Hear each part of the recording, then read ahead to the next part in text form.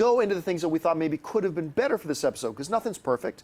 So, Kaori, what do you think they could have done better this episode? What mistakes do you think they might have made? Well, I'm so happy that you enjoyed Roy this particular episode. I just want to say that. And I think that you have a really solid point that you can see a certain dimension in him growing, particularly in this particular episode, because he has a conflict that you actually see happening in him. Yeah. And everyone in this, in the cave, we call Arrow Cave, they have conflicted emotions, and now we're starting to see that happen within him. But okay, negatives, because I'm so happy that you, okay.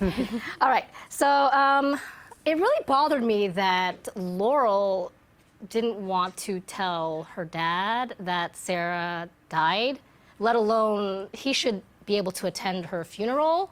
I know that it's gonna make sense someplace, somehow, but I just didn't agree with that particular choice. I actually wrote too much Sara talk because she wasn't particularly my favorite character.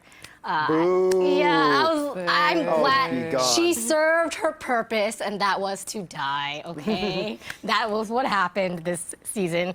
And what else?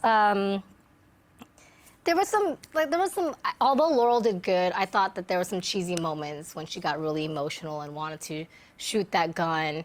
And she shot it, but found out it was empty. And then he says the only thing that matters is that you didn't. It's like, no, you tried to murder that guy. Yeah, exactly. That kind of matters. Right, off the hook that quick. So that kind of disturbed me.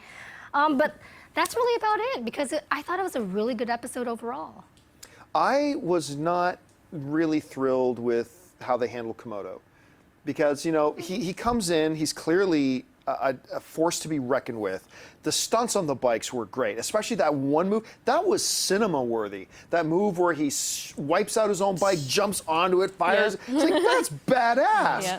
And then, by the end of the episode, he's gone. And I don't like it when Arrow, the show itself, this goes all the way back to season 1, gets into just the villain of the week, the villain of the week, the villain of the week, because they bring in sometimes they're kind of weird villains, but sometimes you get somebody that could be really cool, like Komodo, and they're just like that in a random shot. Okay, now he's gone. So now let's move on to the next villain of the week. I'm not a big. I wish they would have stretched him out somehow, some way. So that would have been my preference for them to do. My big negative, but this is a running theme for me throughout this show. I know what you're gonna say. Oh, you know what I'm gonna say. Let's do it. Thea. End of the episode.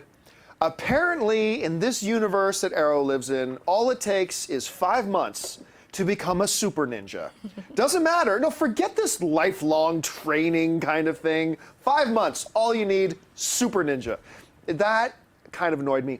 I would have much rather had them cut to, she's with Merlyn and he's training her.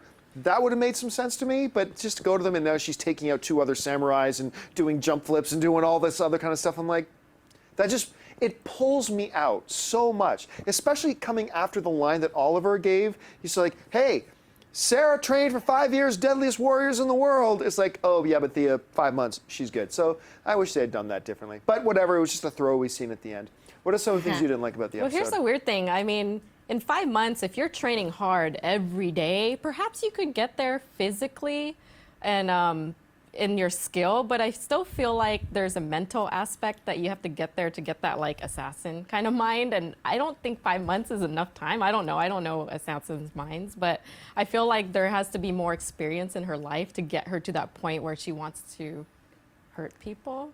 Like, I don't really buy the story up to this point that she is that hurt over what has happened to her that she wants to train and be this badass, potentially villain. See, I was really conflicted with the end scene because it was kind of not so shocking because we kind of expected her to be training with Daddy Merlyn. Yeah.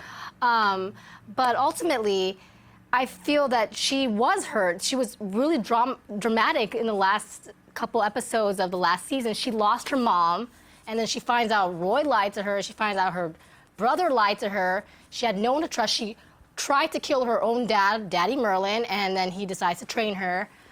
She got captured by Deathstroke, so a lot of crap happened to her.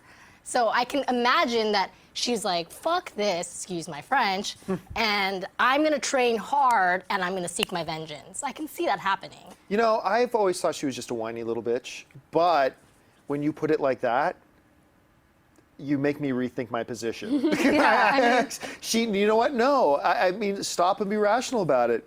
She, in a very short period of time, had to endure an awful lot of stuff. Yeah. Yeah, okay. You know, Very you kind quickly of pushed her to the edge. Yeah, for Yeah. sure.